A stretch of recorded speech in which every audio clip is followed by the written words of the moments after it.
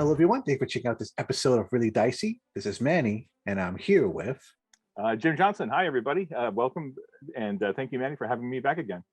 And today we're going to talk about Star Trek Adventures, Discovery. Pretty much the first two seasons of Discovery. Exactly. Yeah. Yeah. So I when I first heard about this, I was intrigued because when role-playing games try to base things off a certain like season or story, I'm always interested in what they have around it, not so much the main story, because most times you don't play the actual. We're not playing season one of Discovery. Players don't want to do that. They want to do their own adventures around that. And I took a quick peek at this, and I'm very impressed, but not surprised of how well you wrap lore around everything. I think last time we talked about that, how and I know some fans here to have maybe complained a bit about the issues of continuity with Discovery, the first two seasons, but we talked about how like the books and everything eventually try to find bridges around that. There's 9 chapters, so let's just go over each chapter and just talk about what you guys have worked on for this book. Yeah, sure. I think I failed to introduce myself. Like most of your regular listeners know me already, but I'm the project manager and line editor for the Star Trek Adventures RPG, published by Modiphius Entertainment. I've been doing this for a couple years now. I've been involved in the game pretty much from the beginning, as a writer and then an editor, proofreader, and then eventually became the project manager. Manny, you hit it right on. Like early on, you said that you were looking for that bridge, right? You're looking for that bridge between the different series, and what this book isn't just about the Discovery crew and what they were doing, because you're right, like the vast majority of gamers probably don't want to play the Discovery crew on the Discovery recreating the events in the series, right? What they want probably, and in fact what I hope they want and we'll see if this is right or not, is to take the stuff that was happening in season 1 and season 2 and use that as the backdrop or the setting for their own adventures and their own stories, right? Basically using that as a campaign setting. And that's exactly how I approached this book. Developing the outline and then working with the writers is I really wanted them to bridge everything we know from the Enterprise era, from Star Trek Enterprise, all the way to the original series, because that's a pretty good chunk of time. That's like almost 100 years. And there's not a lot of canonical stuff out there about it, right? Like, I mean, Enterprise is 4 years and then it stops, and then original series picks up in the 2260s, and there's really no good, not good, that's the wrong word, but there's not really a lot of canon stuff that kind of details how those 2 points connect, right? And then they drop the first 2 seasons of Discovery right in the middle of that, and of course Strange New Worlds will continue on kind of in that middle ground, but we don't know what that looks like yet. We won't know for a couple of weeks now, right? But yeah, so it was like, so my challenge to the writers was like, look, as gamers and as game masters and as players, like playing in this era of play and playing in this setting, like the producers of the TV shows, they don't care about filling in the blanks necessarily, right? Because they're just trying to tell a good story with that crew in that moment of time. But as gamers and players, like we're creating characters and we're creating situations in this span of time. And we have to understand what's happened, what connects the dots from Enterprise founding the Federation, and then going through all the stuff that we know they go through, or that the Federation goes through with the Romulan War, and then getting into Discovery and the Klingon War, and then how do we get from the end of season 2 of Discovery, where Discovery's gone, right? Discovery's gone off to the future, but the Federation, right? The Federation just survived a brutal war. Almost lost, where they were, knocked down to their knees by the Klingons, were just destroying them. Like we saw that at the end of season 1, the Federation was just getting it handed to them, right? Yeah. And how do you go from that to 5-6 years later to the Star Trek that we see in the original series? And I know there are fans who don't like Discovery for whatever reasons they don't like it, but it's all Prime Universe, right? So it's all canon, it's all true. Like we know that Enterprise, Discovery, and original series and animated series and so on and so forth, it's all the same universe, it's all the same timeline, it's all the same. So you may not like that, and I don't mean you, but like you, the casual fan, may not like that, And of course, your headcanon can be whatever you want it to be. Your game can be whatever you want it to be. But for our game's purposes, it has to be canon, right? Because that's the truth, right? That's, you know, CBS is our reviewers, and they have to review everything, and we're like, you know, it is what it is. Like, we know that what's on screen is canon. So we had to make that bridge happen. Like, how do we explain it? And so we spend a lot of these chapters, you know, talking about the events that you see in the TV show, but trying to present it in a game context so that you can take those events and understand how they would impact or shape other characters and other crews and other ships that are in the universe at the same time, right? So, you know, while Discovery's off doing their thing, you know, you're on your ship trying to get important stuff done too. And you know, how do all those events interact with each other, and how do you, you know, thrive in this setting, or survive even, you know, depending on what you're up to. So it was a real good challenge, I think, to try to bridge those two eras, like between Enterprise and just between Enterprise and the original series, and to fit in Discovery. But yeah, I hope for those that may not be happy with the new stuff that's come out, I still hope they give this book a chance, because it's not just Discovery. You know, I mean, there's yeah, going to so this is also a great resource for the Klingon book. I mean, there's section where you go really deep into the more of the history and the lore and the culture and what was going on, and NPCs, the Terran Empire. I mean, I don't want to skip too far ahead, but this, I mean, there's some information out there already, but this gives you more information about it. You know, so yeah. So I really hope they give this a chance. And it's and again, I say this is a really phenomenal book. I'm really impressed with it. There's so much. I think it was. I think when I got to page 50, I felt that this might sound silly, but I felt that I was like, when I was reading, it's like, wow, I'm learning so much. Where am I? Oh, this is only page 50. There's so much more of the book to go, because I have a digital copy and I'm reading through it. But yeah, let's talk about some of the really great things about this book. Let's talk a little bit about chapter 1. What exactly is State of the Galaxy? Yeah, so I mean, we really tried to set the stage here, and, like, you know, ease you know, people who aren't that familiar with Discovery, may not have watched the show, you know, maybe coming to this book, you know, maybe they just buy it blind, you know, and want to give it a try. You know, we wanted to try to, like, set the stage, right? Like, it's not so much about the Discovery crew, but it's like, what's happening in the galaxy at this point in time in the early 2250s. You know, the Federation has gone from a newly founded organization, is starting to grow, is starting to build, is starting to add new worlds all the time. There's a lot of hope. There's a lot of interesting things happening. The Klingons, of course, have their own history going on, and they're, you know, starting to Takuvma is starting to make his move to unite the great houses. And you know, there's other factions too, right? You got the Romulans, you got some other factions that are present in the setting, right? They're present in the franchise, even though they're not a key. Like, some of them are not a key focus of the first 2 seasons of Discovery. They're still there, right? They may not have paid any lip service to them during the course of the 2 seasons, because that wasn't what the story was focused on. But for a role-playing game purpose and for campaign purposes, it's absolutely fertile ground for other stuff to be going on. And so I wanted to, you know, we set this up so that game masters had a lot of, like, plot hooks and plot ideas and nuggets of just stuff that they could work with and say, oh, you know, I don't really care about the Klingons or the war, because that's the whole thing going on. But while that's all happening, what other stories can I tell, right? Or even in the years leading up to the Federation-Klingon War, what kind of stuff can I do?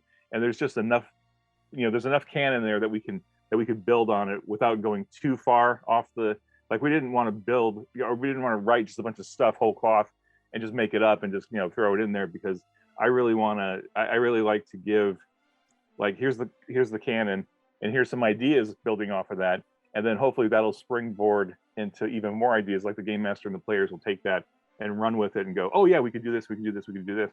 You know, hewing pretty closely to canon without us going too far down the road of just making stuff up, and, like, game masters and players thinking, oh, what is this? This is just somebody's, you know, fan fiction, and throwing it in there. So we try to be careful about how far we go, you know. And CBS has been really super generous with letting us do what we want for the most part, but I think we're all super respectful of the franchise, and we don't want to just make up weird stuff just for the sake of making up weird stuff. So chapter 1 really it just kind of sets the stage of like, here's what's happening in the setting at this point in time, and here's just a load of ideas about how you could spring stories off of it that have really nothing to do with Discovery specifically. All leading up to the war, though, because that is a key focal point of Discovery, and therefore it is a key focal point of this time frame, right? Just prior to original series happening, this war happens, and then they recover from it and move on from there. What I like about the section also is that it made me think of adventure seeds or even background information for if you want to do Strange New Worlds, if you want to play in that, after that. And I think the post-war era of the Federation-Klingon War I think it's a very interesting time to play, because you're trying to, make sure you stabilize the peace as much as you can while, so it can be very political as you're trying to explore different planets and everything. I don't know. I find that very interesting. But yeah. Speaking of the Federation-Klingon War, so I see you have chapter 2 deals with that. Is there anything else added about it? Yeah, I think so. Carlos Cisco, who's actually a staff writer on Discovery, he reached out to me and said, "Hey, I'd love to work on the game." And oh, by the way, I happen to be a staff writer, but that wasn't the reason I hired him. He's passionate about Star Trek, and he knew a lot about the Klingons and stuff. And I was like, well, yeah, how about you take a shot at writing the whole chapter about the war, right? And what he did, and I'm glad that he did this. I mean, obviously I gave him the outline and some guidance, but he took the opening part of the talking about the war all the way back to the Cold War, like going all the way back to Jonathan Archer and Broken Bow, and how that kind of influenced the beginning of the relationship between the Klingons and the Federation. So this chapter is not just about the war itself. It's like everything that led up to the war, like all of those relationships that were built and all the fraught situations that were happening to the over that 70, 80 year span of time. And how did that all lead to the war? How did that all lead to Kuvma taking charge of his people and uniting them all under the same banner there, basically? And then you get into the war, and there's a lot of stuff about the war.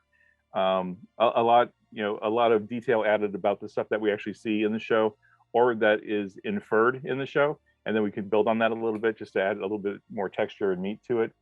There's a lot of guidance in here for game masters about how do you run a war campaign.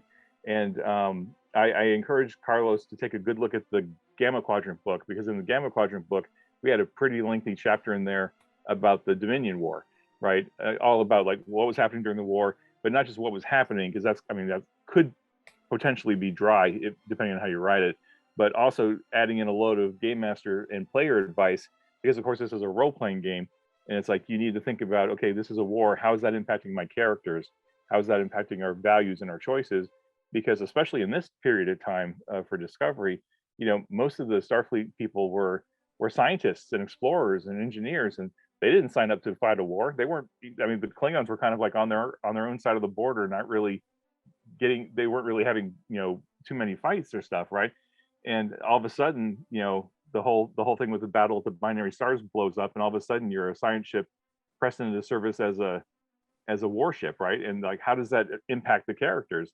And so we tried to build some of that in here too, about how does that switch happen and how does that impact different people? Some people react well to it, and some people really struggle with it, just like humanity or aliens or whatever. And then we close off the chapter easing into the post-war Cold War resumption, and then that leads into the next chapter, of course. But so yeah, we tried to make the chapter more than just the war itself. We tried to kind of give you the backstory, then the war, and then what happens next. All meanwhile, just trying to build in a lot of plot hooks and RPG related reference, because we're not just writing a technical manual, and we're not just writing a history, right? We're writing a game book, and it has to be full of game stuff, so that game masters and players can start pulling out those nuggets of useful stuff and have it inform their games. So chapter 3, post-war and the Red Angel, we kind of touch a little bit about the post-war aspect of the book, but the Red Angel. So I love time travel stories, and I know running games with a time travel element can be really tricky. I know some game masters have trouble with the story plots because there's too many holes in the plot, I guess you could say. Mhm. So when you were writing this section, when the team was writing this section, was that difficult with trying to dealing with time? For this particular book, I think we pretty much presented it as we saw it. I think we provided some guidance about, like, just things to think about when you're doing time travel, and of course, given this particular situation, right, the two time suits that the Burnhams had are very, very unique things, right? Your players probably will not get hold of those.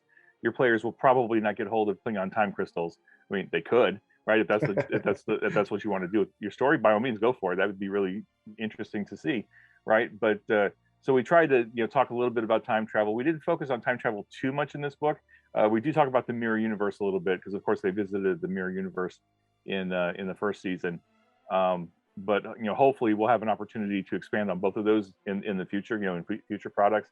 But for this one, I just want to give everybody a taste of it, right? Just give you a sampling of what could be possible with time travel and what the mirror universe could do, because there's just so much lore built around both of those things, and because they were both present in the first two seasons, I wanted to do more than just pay lip service to it, right? So I wanted to give some content in there for those. Hmm. And speaking of the Terran Empire, Chapter 4, what can you tell us about this? What I see you added more information about weapons and technology.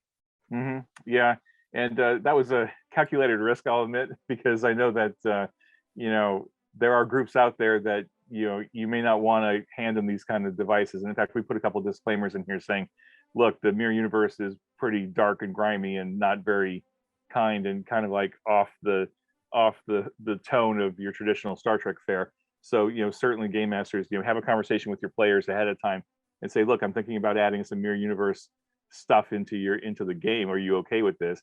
Because especially the mirror universe that we see in Discovery, in season 1 of Discovery, is in my opinion actually a little darker than the mirror universe we've seen in original series and even DS9. Like, there's just a certain little bit extra. I don't know if it's sinister or just dark. Like, I mean, it's not even so much Michelle Yeoh's character, Giorgio. It's just the context of what's happening in the agony booth, and maybe it's just the newer special effects that made it, just a little bit more, dark, grim dark, right? But I just felt a little bit more menace coming out of this version of the mirror universe than the slightly later versions. I don't know, maybe that's just me. But there are some pretty dire things that happen in the mirror universe in the first season of Discovery, and game masters, think about it before you do that, because some of your players may not have signed up for that and may not be expecting it. So don't just surprise them with some of these awful weapons that we've created to drop into your game. But hopefully people get something out of it, and if not, maybe it'll just spark an idea, right? Maybe somebody will get an idea from one of these devices and find a different way of presenting them, perhaps. I don't know. But because it occupied 4 or 5 episodes of the first season, I felt like we needed a chapter in here to kind of talk about it. And honestly, other than the science book, we haven't really touched on the mirror universe too much in the game so far. And the game's mature at 5 years now, and that is just one of the many like untapped sections of the Star Trek franchise that we just haven't gotten around to yet. Right? There's so much we can still get to, and it's kind of neat to say that we have been out for 5 years, and there's still swaths of stuff that we just haven't gotten to yet. Right? So we'll get there, I'm sure. But I wanted to take an opportunity to put some stuff in here for the Terran universe and the Terran Empire, just because I know it's popular and it's fun, and it's been present in a lot of different Star Trek series, and there is value in telling stories with it, right? And I wanted to arm game masters and players with more stuff to play with, right? More tools for your toolbox, basically. And just so I guess for myself as well, so I'm trying to recall your other books. If anyone wants to play more with the Terran Empire, do you have other books that talk about it besides this one as well?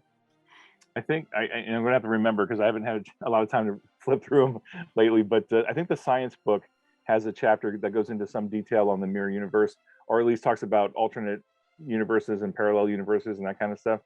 I know, of course, the core rule book talks a little bit about it, but I think between the core rule book and the science book and this, that would be your broadest collection of mirror universe stuff. Hopefully we'll do more at some point, but for now, knowing that at least for the near future, we don't have anything on the schedule that would fit mirror universe stuff. I think this was a good book to put it in, just to give people stuff to start thinking about and playing with. All right, excellent. Chapter 5, player options. Players love options. What does this chapter offer exactly? Yeah, so this chapter offers more species, more playable character species to play with. These are all pulled from the first 2 seasons of Discovery. Although, to be honest with you, the Saurians, right? They've been around in Star Trek before, and because they even referenced in the original series, the Saurian brandy, right? But the Barzans, I think those were introduced in Next Generation, if I remember right. I have to go back and look, but I think Barzan, maybe it was DS9. I think Melora might have been a Barzan. I'm gonna have to go check my references now. I'm forgetting. But yeah, so Barzans, Saurians, Kelpians, of course, Kelpians, because Saru was introduced in the series as Nullus, and Zahians. Of course, they're all key characters in the first 2 seasons. So we wanted to make sure we put them in there. And one of the things I thought was really neat that Discovery really kind of embraces the cybernetically enhanced characters. So whether it's like Detmer with her implant, or even Arium with the full-blown cybernetic parts and stuff, we wanted to do a little bit more detail on that. Like the science book again talks a little bit about cybernetic augmentation, but we thought this was an opportunity to put in an actual like character species write-up, to make it more focused on the cybernetically enhanced, and provide some optional talents and some advice in here about playing those. So hopefully more character options for players, and then for the Klingons, the whole thing with Tyler and Voke, we wanted to kind of like, even though the show is not super clear on whether there are more like him out there, where they've been completely body transformation into something different. Maybe there's somebody out there who'd want to play that kind of a character, which is, by all means, go for it, right? Everything's possible. So we wanted to put some rules around that, not heavy mechanics, but just thoughts and advice and ways to do it, and how that impacts your character and everything else. So we provided more advice on doing something like that. And then we talk about the science and technology of this period of time, as well as some different pieces of technology that you can use that we've seen on the show. And this is just more, gadgets and tools for players to play with, and a lot of advice and technobabble to some extent, so that you can speak the language of this period before it changes a little bit in the original series, and then later on in Next Gen. Okay, and also noticed there's some information about new gear and equipment. Mm-hmm. Yeah. Like I said, there is a lot of different gear and stuff in the first 2 seasons, especially like body armor and the Dot 7s, the little robots that zoom around and fix the ship. You don't see them in the original series. Of course, the technology wasn't there to make it happen, but of course, nobody probably thought of it either. But that kind of stuff, and stuff on the environmental suits. Phasers haven't really changed, but just again, thinking about players and game masters wanting to get immersed in the setting and the era, right? We need to kind of describe what's the technology like in this period of time compared to the Enterprise period or the original series period or even later, so that when you're playing this period of time and you say, my character is holding a Type 2 phaser, you have that visual image in your head of like, it's a little bit different than Kirk's, and it's a little bit different than Archer's. There's that kind of that middle ground, and it just helps with the bringing the reality to the table, right? Like you want to be able to confidently visualize this stuff when you're playing. Otherwise, it's just kind of like, what am I? Oh, I'm just, I got a ray gun, I guess. Right? It just helps ground you in the setting a little bit more. Being able to speak to the different pieces of technology that we saw on the show that could be present in your game. So that's why we took some time to describe some of these different items to some detail, so that players and game masters could confidently use them in their game. I'm really glad for that, because as much as I enjoyed the original series, I mean, again, when it was made decades ago. So the idea of science was very different from now. I mean, even like mental health, the way it was, we look at it back then to now is way different. So I'm glad that there's like, like weapons, even the cybernetics Like I don't think there's any cybernetics really. I mean, I guess we shouldn't talk about Spock's brain. No one should ever talk about Spock's brain. But but I'm glad to see that, and I'm glad that there's rules for it. Because usually when we were playing Star Trek, before Discovery came out, someone questions my place where I said, okay, wouldn't they have like a robotic arm, for example, or something like that? And we would just debate about it. And now having this it's great. But speaking of things that have changed, starships and vessels. So yeah, what can you tell us about chapter 6? Yeah, actually, you know what? I'm going to pause just a second. One piece of information I forgot to share, and only because I know that there's probably not another opportunity in the rest of the book to mention it. This is the first like campaign book that we've put out since the Player's Guide and the Game Master Guide came out. And in the Player's Guide, when that came out, we made an effort to expand the possibilities of the game so that you can use the Player's Guide and use the character options in there to play non-Starfleet, non-Federation characters, non-Klingon characters, right? You can play independents. You can play like the Star Trek Picard type of crew. For first season especially, where you're former Starfleet or you're ex-Starfleet or you're civilians or you're an ex-Borg or whatever. You're just a ragtag group of people thrown together into a situation and you're off on a mission. We see in the first 2 seasons of Discovery that there are a lot of independent operators like Harry Mudd. And even in the original series, we see a lot of that too, right? We got Harry Mudd and Cyrano Jones and other characters like that who are not Federation, not Starfleet, not Klingons, but they're just kind of like trying to make their own way in the universe, sometimes on the right side of the law, sometimes on the wrong side of the law, whatever. But so the Player's Guide kind of presented those options, like you can play pretty much anything you want now within the setting, right? You could be a Quark or a Kira or a Neelix or a Cass or any of these, Harry Mudd, whatever. You can be any of these characters you want. So it's possible now to play characters that have nothing to do with Starfleet, nothing to do with the Klingons. And so throughout this book, I tried to make sure we weaved in options and advice for those independent crews, because this was really the first opportunity for a campaign setting that we could do it, and tied into the Player's Guide options now. We did it. I kind of did it backwards with the Shackleton book because I knew the Player's Guide was coming, but I could only write so much without spoiling a lot of things. But so this campaign setting for the Discovery era, the first 2 seasons, I'm curious to see if anybody will take advantage of that and like run an independent game in this period of time while the Federation and Klingons are at war, and the Federation is getting their butt handed to them, right? But here you are, you're an independent freighter crew or whatever. How are you making it work? It's almost like you could almost do like a blend of Firefly or Star Wars Smugglers or that kind of shtick in the Star Trek setting, because I know a lot of fans have been asking for that, like, oh, I want to play non-Starfleet but in the Star Trek setting. How do I do that?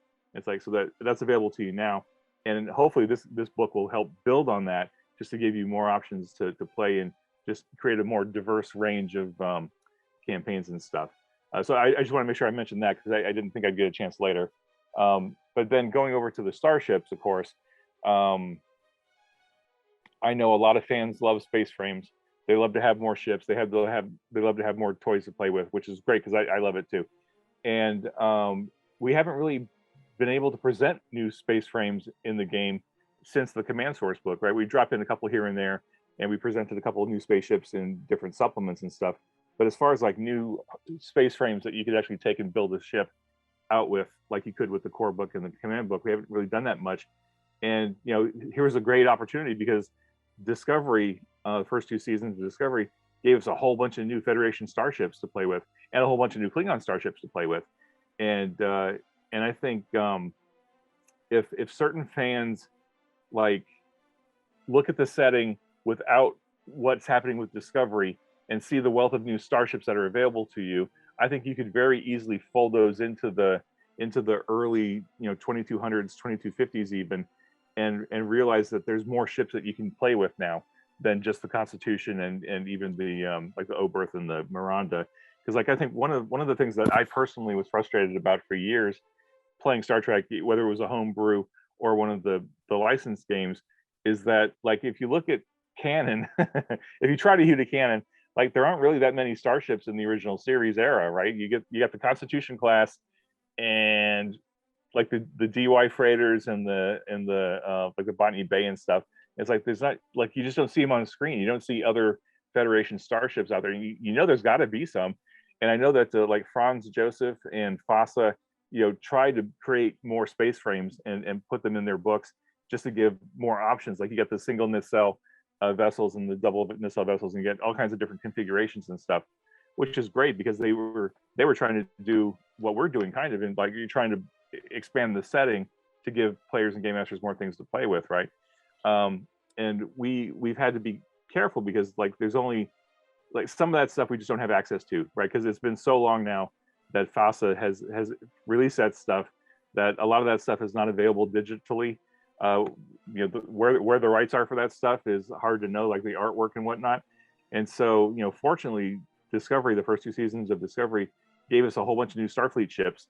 And like in my gamer head, I'm like, oh, wouldn't it be cool to run like an original series game, but on like one of the new classes of ships that we're presented with? Like I could do a whole campaign on a Hiawatha class medical frigate. Like that would be cool. Like doing a medical game. Like it could be almost like a Star Trek version of MASH, right? But instead of them coming to the 4077, right, the 4077 comes to them on the Hiawatha, right? You're flying around being a medical ship, trying to not get yourself killed by the Klingons, because the Klingons probably don't care that you're a medical ship. But I just think adding these new space frames for the Federation and the Klingons just is going to expand the possibilities of the stories that you can tell from the early 2200s on up into the original series. And because I think some of the space frames are really cool. And Aaron Palea, who does most of our starships, he loves starships. He could write this stuff all day long. And when I gave him the assignment to write up the starships, he went on for paragraphs with all this great detail about the overview and the capabilities of all these different starships. It was so much great detail that unfortunately it didn't all fit on the page, right? Because we could only we were able to do 1 page per ship, right? And I had to do a lot of cutting, unfortunately, just to get the text down to the right size. But hopefully fans like these new space frames and the details that we put into them and the options that are there. And I think what I really like about the way Aaron writes these descriptions is he finds ways to drop in lots of little potential plot hooks and plot ideas and story ideas about just related to the capabilities of the ship or the lack of capabilities. Like in some cases, oh, this ship was designed to do this thing, but it's not very good at it, so they had to make some adaptations, and here's some ways that you can tweak that and like make that happen in a game. It would just be really cool just to see how people take that detail that we provide and then just expand on it and do something with it in the game. So anyway, yeah, I mean, 10 new space frames is nothing to sneeze at, right? For the ship. And for the first time, hopefully fans will be happy about this, because I know that there's been a lot of complaints about this over the years. But this was the first book where I finally got my way. Like as a project manager, I've been fighting for years to get the layout folks to get it to where I can put one ship on a page, like discrete, as opposed to just running the columns together. And it's been a necessary evil to just run them together because of the page count and the layout and the artwork we had available and stuff. And so like for years now on several books, I've kind of lost that fight, even though I fight the good fight every time and I just make the best of it. But for this book, I was like, you know what, I'm putting my foot down and I'm going to say we've got 10 new Federation space frames. We've got 11 new Klingon space frames. I want each space frame on one page, 1 page, piece of art, information, stat block, 1 page, boom, boom, boom. And I got my way finally. Perseverance pays off, But so hopefully fans will appreciate that we were able to get each space frame onto 1 page, but also I have been working very hard behind the scenes, building a great relationship with the folks at Star Trek Online, who do the online MMO RPG, and they have absolutely beautiful starship art, right? And so I've been working with Thomas Marone. Hopefully it's Marone and not Maroney. I'm not sure how to pronounce his last name. I need to ask him next time I talk to him. But Thomas, I've been really working with him, and we have a great working relationship. I hope, Thomas, if you hear this and I'm wrong, please let me know. But he was so gracious, and he was able to secure in-game screenshots, or not, in-game builds of all the starships, right?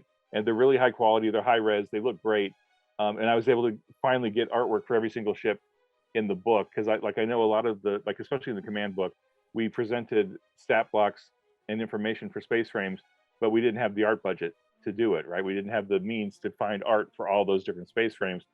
And so we released it as it was. And of course, fans complained because they're like, well, why isn't there a picture of every ship in the book, right? You know, aside from the fact that they could go online and Google it and find it, and, you know, because there's millions of pictures of ships on the internet. But I get it, right? I get, as a fan, you're sitting there reading the book, you want the picture right there in the book. You don't want to have to go back to your computer and go look for the picture of what that looks like. So finally, for this book, I was able to present every space frame and a picture for every space frame, except for one Klingon ship. There's one Klingon ship I couldn't get art for. I couldn't find it anywhere. And so we dodged it by putting a little Klingon picture in the space frame instead. But anyway, I'm rambling on about space frames here. Hopefully fans like them. I think there's just a huge amount of story potential built into every one of these space frames. I hope one of them becomes your not you specifically, Manny, but I hope one of these space frames becomes somebody's new beloved campaign vessel, and that they have great stories and great adventures wrapped around it. Yeah, I realized how important space frames, starships, although the variety of them, when Picard season 2 episode 1, when they show all those ships, and then the internet, at least on the Star Trek side, exploded. Like, oh, now the Star Trek Online ships are now canon, and people are really excited about that. Yeah, that's really cool. You know, so I look forward to the day you make a Picard source book. I'm curious to see what you're gonna do with ships for that book. Yeah, that'll be a little while yet. I mean, just the way the production schedule worked out for Picard, you know, we didn't have any advance warning, because we're not, you know, they don't. We're pretty low on the hierarchy, right? We don't get the script or anything ahead of time. We were just as surprised as everybody else when they announced that season 3 would be the last one. And so, you know, looking at my production schedule, I was like, when am I going to do a Picard source book? You know, when does it make sense to do it without it, you know, immediately being out of date before the next season comes out? And, you know, so it just kind of worked out that they announced that season 3 would be the last one. And I was like, oh, well, okay, then we can kind of like hold off on that book a little bit, because that way when the book comes out, it'll be comprehensive, as opposed to kind of like, oh, well, we produced the book before the series was done, so now we've got to go back and do it again, or do a supplement or something like that. But yeah, hopefully we'll do some cool stuff with Picard when it comes time to do that. Absolutely. So chapter 7, Gamemastering. What can you tell us about this section? Yeah, basically this section, again, this is a kind of a evolving the Game Master advice from the Shackleton book. The Shackleton book was really the first book I tried to really provide a lot of information about for game masters, like the different types of stories you could tell in this time period, whether it's the war or the post-war, whether you're doing a Federation group or Klingon group, or even an independent group. Like there's just, because there's so many ways that you can play the game now with so many different factions and stuff. Just try to provide, you know, a load of game master advice and plot hooks and ideas, and story springboards, that kind of stuff, just to spark some ideas, right? Like I always, as a game master, I always love reading this kind of material, because like I may not use it exactly as it's written, but there might be 2 sentences on a page, and I'm like, oh, that's great, and that'll just spark, you know, several adventure ideas or something for me, and that means that the writer did their job, right? They were able to give me enough cool ideas that I can go springboard and go do some cool stuff. So basically that's what this chapter is all about, is giving game masters and players just more ideas. Like here's the setting that we're presented with in the first 2 seasons of Discovery. Here's what you can do with it. Here's how to play with it, that you're able to tell your own unique, meaningful stories that have nothing directly to do with the Discovery and the crew and the story that they were on. Because like they were their own campaign and their own player character group doing their thing, and their game master was, you know, quite brutal to them. But now here's your opportunity to do something different and make it your own. So yeah, that was really the thrust here. You know, we talk more about, I put in a whole chapter in here about how to give each character role a meaningful thing to do. Like, so both the Klingon core book and the Starfleet core book, you know, each player character has an opportunity to take on a role, whether it's the captain or the first officer or the chief of security or whatever, counselor, doctor, etc. And I know that sometimes watching social media for the game, sometimes novice game masters will say, well, you know, my chief medical officer has been kind of bored the last couple of episodes because I haven't really had anything for him or her to do. How do I get them engaged? How do I get them involved in the game?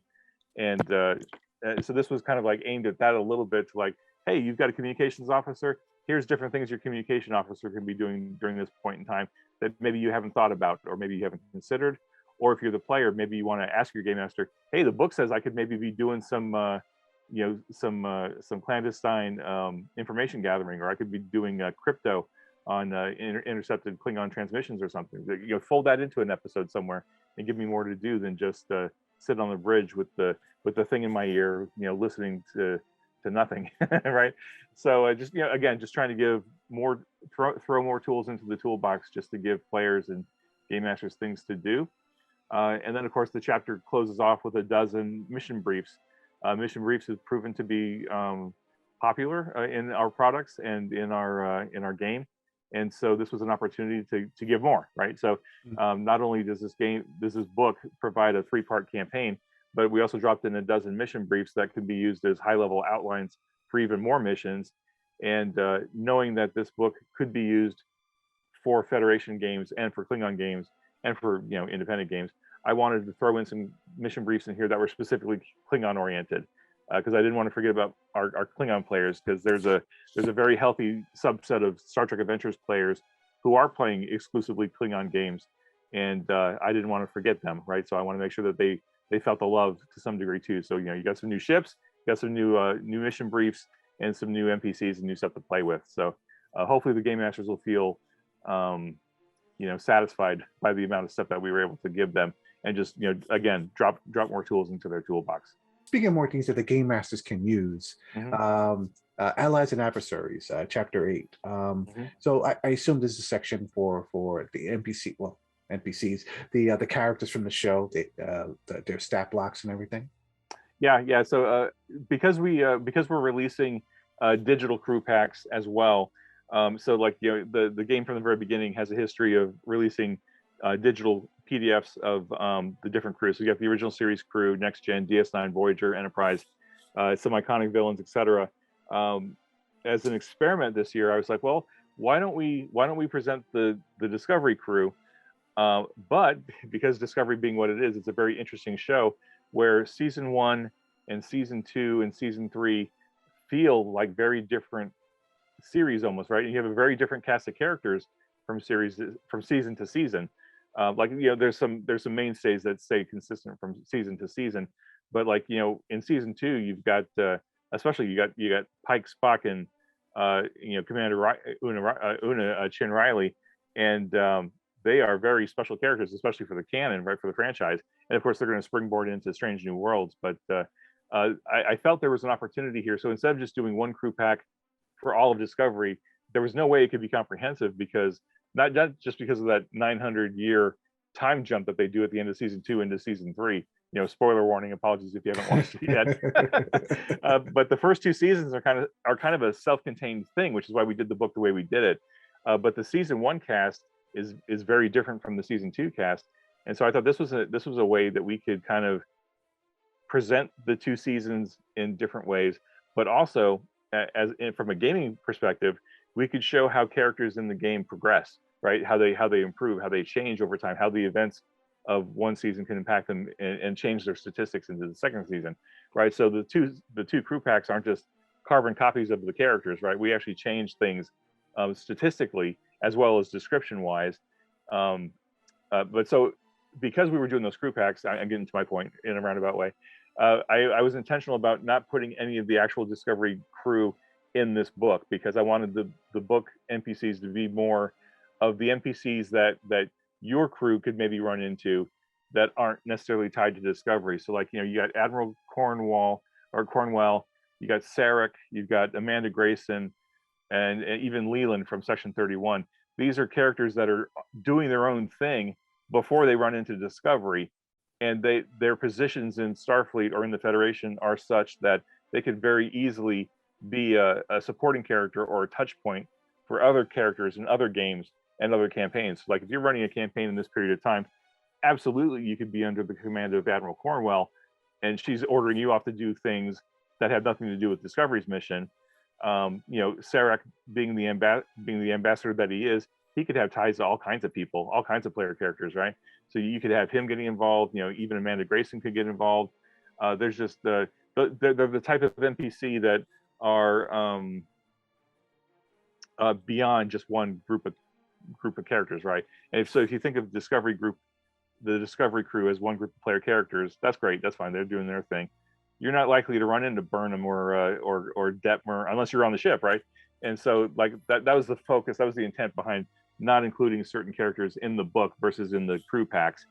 I don't know if that was the right decision, but it's the one I went with. So we'll see what happens. But so that was the intent there. And the same thing with the Klingons too, right? There are certain Klingons that certainly have a key interaction with the Discovery crew, but could also get involved with other ships, other crews, and make their lives challenging. Cole and Takuma could absolutely get involved. Well, maybe not Takuma so much, but Cole certainly when he takes command of the Klingon fleet during the war, he could be a thorn in anybody's side, not just Discovery. Like he's out rampaging and ordering his people to just lay waste to the Federation, and does a pretty fine job of it too for a while there.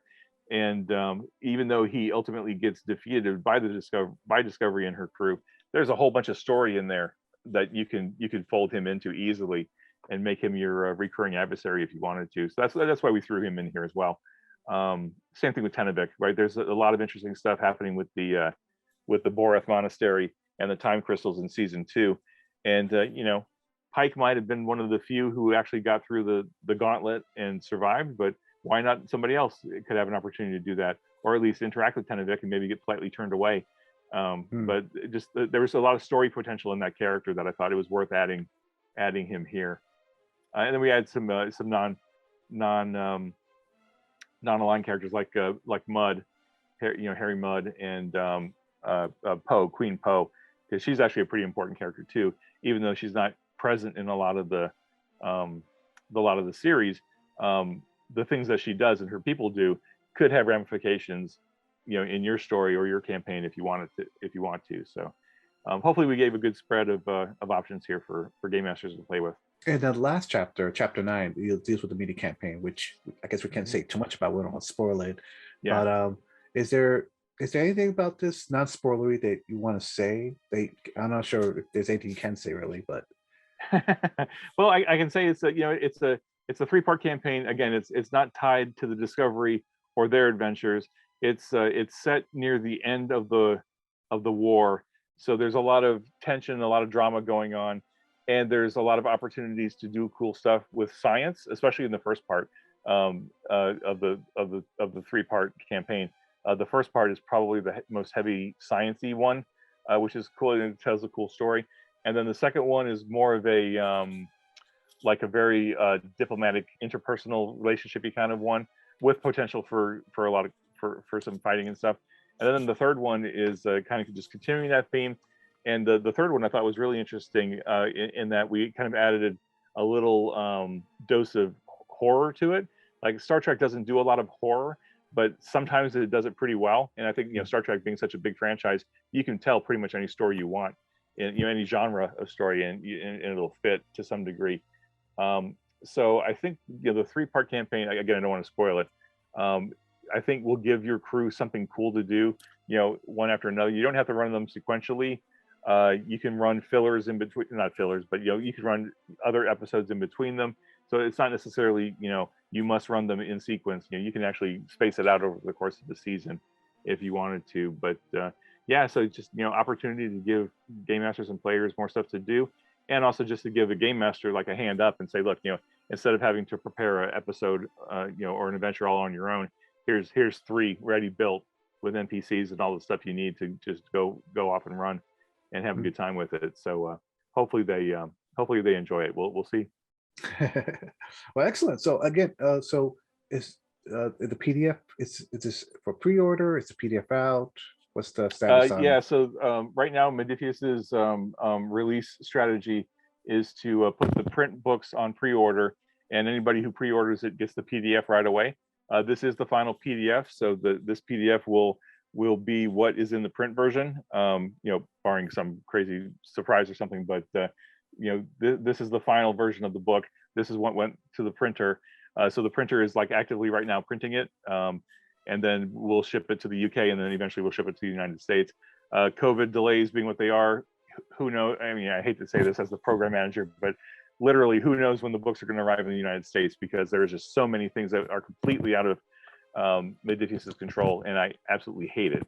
And especially because like the Player's Guide and the Game Master Guide have been available digitally for months now, and they are just now getting to the United States. And it's been 4 months. It's like, how does it possibly take 4 months for books to get from the UK to America? But I digress, because we could go on all night about that. But anyway, that being said, nobody, and trust me, there's a lot of fans who are frustrated that they don't have their books yet.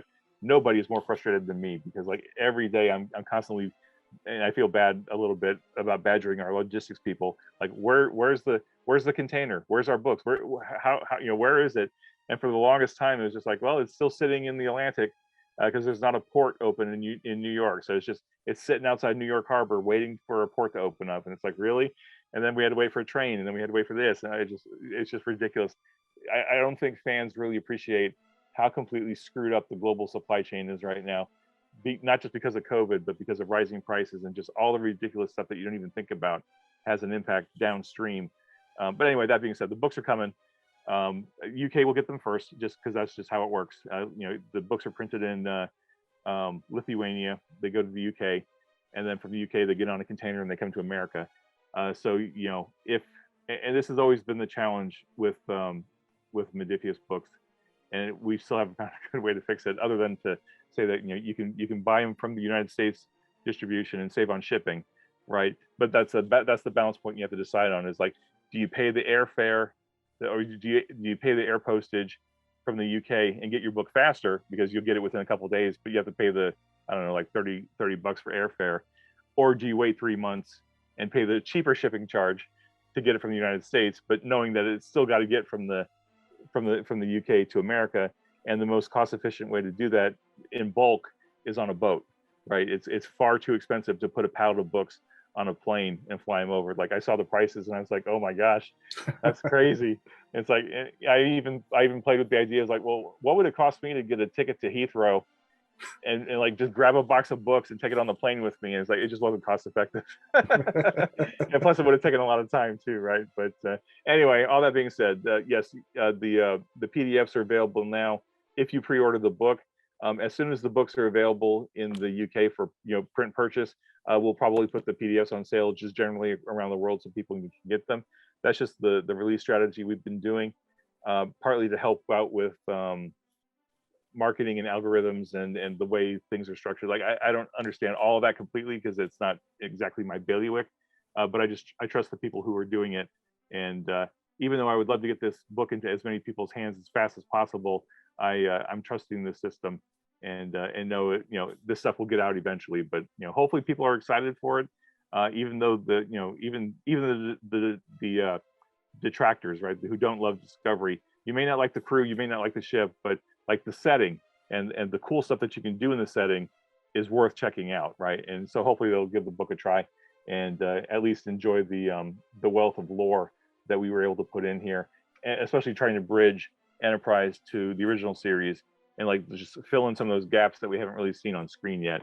And I'm really kind of curious to see if Strange New Worlds builds on any of that, or if they just kind of do their own thing between Discovery and original series. Like, I don't know what that looks like yet, but I'm excited to see what that comes up with. Yeah, and I have to say though, for this book, one of the things I'm really excited about is again, I can't imagine even the most harshest critics about Discovery. With this book, now you have that ship that could just teleport anywhere. I think that's a great ship to have for campaigns. I don't know, maybe just me, but I think that's a wonderful thing. And now that there's rules for it, so now we can like make stories out of it. So I'm really excited about that. But I agree. Yeah, there's a lot of really great stuff here. And so one last question. There's another book coming out that I saw in the press release. What can you tell us about that? Because I looked at it, I was like, "What is this? A Starship book? Is it a campaign book? I wasn't sure what it was." It's So in in the newsletter release when we announced the release of the Discovery Campaign Guide, I knew that it was an opportunity to tease the fan base a little bit, because like the funny thing I've discovered is that the fans are so hungry for more content, more books, more stuff to enjoy, and it's like I always had this moment like we announced this big new thing, and like people are like, okay, that's great, what's next? It's like almost immediately, like the instant you release a press release and they say, oh, that's really cool that thing's coming out, but what's next? They're always looking for what's next. It's like I don't want to say they're never satisfied, because like even me, I'm never satisfied when new stuff comes out, but they're always want to see what's going to be next, and it's a tricky balancing act, right? Because you don't want to tell people too far in advance, because then they'll forget, and then you have to do it all over again, and then you just wasted all that time and money marketing the thing months ago, and then it's not going to be out for another year or whatever. But on my development schedule, I knew we were going to do the Discovery book, and then right after that, I knew we were going to do the Utopia Planitia book, and so I hit the gas a little bit and said, let's get the cover done as soon as possible. Get it approved, get the layout, get the trade dress on it, get the logos on it and stuff, and let's just get that picture into the press release as a teaser and say, hey, coming this fall, leaving dry dock this fall, the Utopia Planitia Starfleet source book. And I'm just gratified that me being a big Star Trek fan and me being a big Star Trek gamer fan, I was pretty well plugged in. I was confident people were going to like it, just seeing the cover. And there's just been an explosion of conversation about what is this book, what is it going to be, and so obviously I don't want to talk about it too much because I want to keep people excited about it. But yeah, you can confidently expect even more space frames. So like we presented 10 in this book, we're going to bring you even more, and it's not just space frames. There's going to be more to it. It's a Starfleet source book, so we're going to talk about more about Starfleet. And if you've read the player's guide, especially the player's guide, not so much the Game Master guide, but especially the player's guide, we really tried to give players more information about the Federation and the setting, to be like, what kind of information do you need to get it into your head so that you can even more effectively play a character in the setting, right? To play a Starfleet officer, what kind of stuff do you need? And so we were going to provide more information about life on a starship, right? Like what does it mean to be on a starship versus a space station or versus a planetary colony or whatever. So there'll be more advice around that. Again, space frames, and because it's Utopia Planitia, for those who know the I mean, you don't have to know too much about the lore. you can Google it and find out, right? Utopia Planitia is the shipyard where they build new ships, and so there'll be some pretty clear guidance in here about creating. I'll spoil it. I'll spill it. I haven't told anybody yet, but at least in public, there'll be an opportunity to create your own space frames, right? So like there is so much Star Trek out there, right? You mentioned it earlier. There's like 50, 60 years worth of Star Trek out there.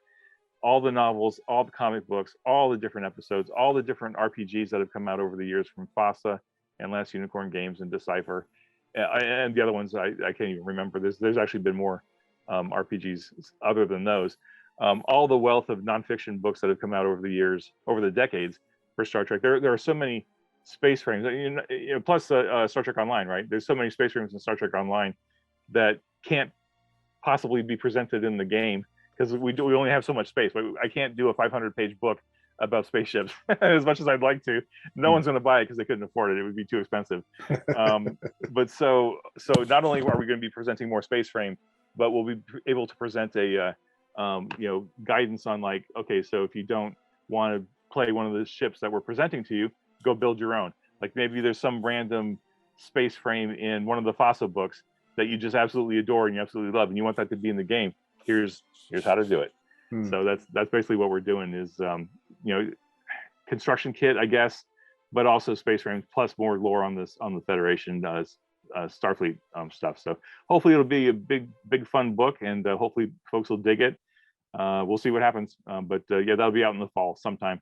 Given COVID and all the supply chain challenges we've had over the last couple of years now, I'm not even going to put a date on it, but I think we're targeting September, October. But by golly, I hope it gets out before. I hope it gets into people's hands before the holidays. But there's going to be a certain point where we're no longer in control of that, and we'll just hope for the best. Okay, excellent. So that's your exclusive. That's your exclusive, Manny.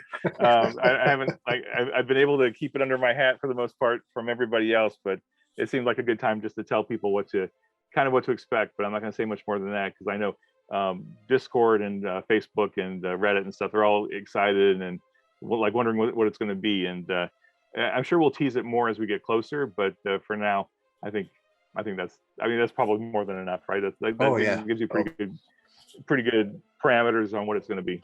Yeah, excellent. Wow. Okay. Well, yeah. Again, thank you for taking the time to talk to us. I'm really excited about this book. I'm really excited about the next one you're working on. Again, I'm just super impressed with the amount the books, the Star Trek books that Modiphius and you have helped put together. So to viewers, thank you for watching. Stay safe out there. And stay tuned for more news. Have a great day. Yeah, thank you, Manny. Appreciate it.